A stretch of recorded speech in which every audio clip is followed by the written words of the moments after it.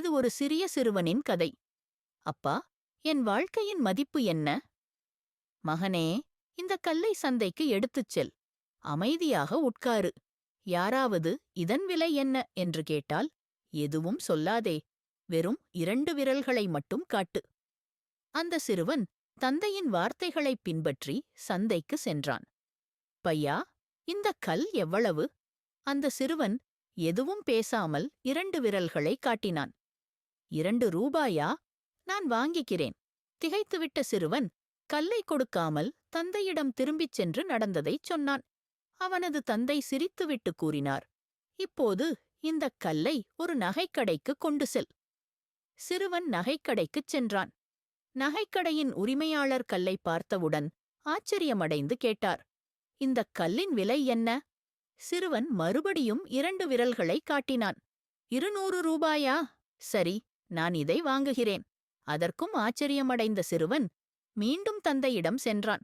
இந்த முறை தந்தை கூறினார், இப்போது இந்தக் கல்லை ஒரு மதிப்புமிக்க ரத்தினக் கல்லகத்திற்கு கொண்டு செல்.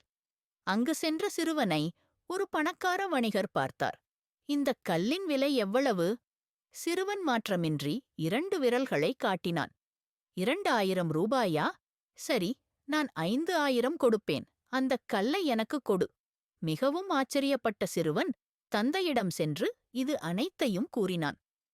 தந்தை இப்போது கூறினார், நகரத்தின் மிகப்பெரிய அருங்காட்சியகத்திற்கு இக்கல்லை எடுத்துச் செல்.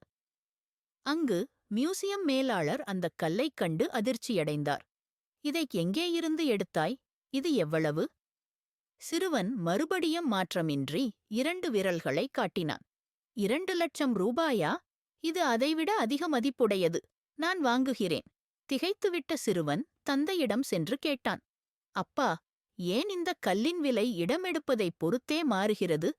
அப்பா மெதுவாகக் கூறினார், மகனே, நீ வாழ்க்கையின் மதிப்பு என்ன என்று கேட்டாய் அல்லவா? இந்தக் கல்லைப் போலவே நம்முடைய வாழ்க்கையின் மதிப்பும் நாம் எங்கு இருக்கிறோமோ அதைப் பொறுத்தே மாறும். சிலருக்கு நீ 2 ரூபாயாக இருக்கலாம், சிலருக்கு 200, சிலருக்கு 2,00,000. நீ உன்னை எப்படிப் பார்க்கிறாய், எங்கு வைத்துக் கொள்கிறாய் என்பதில்தான் உன் மதிப்பு உள்ளது. உன் மதிப்பைக் கூட்ட விரும்பினால் நீ உன்னை சரியான இடங்களில் வைத்திருக்க வேண்டும். உன்னை மேம்படுத்த வேண்டும். உன் மதிப்பை நம்ப வேண்டும். குறைவான மதிப்பில் சம்மதிக்காதே. ஏனெனில் சரியானவர்கள் உன் உண்மையான மதிப்பை அறிந்து மதிப்பார்கள். அந்த சிறுவன் இறுதியாக உணர்ந்தான், வாழ்க்கையின் மதிப்பு மற்றவர்கள் சொல்வது அல்ல, நாம் எங்கு இருக்கிறோம், எப்படி இருக்கிறோம் என்பதே நம் உண்மையான மதிப்பை நிர்ணயிக்கிறது. இதுபோன்ற மற்றொரு கதையுடன் அடுத்த முறை உங்களைச் சந்திக்கிறேன். Subscribe to Jilly Billy Kids Universe!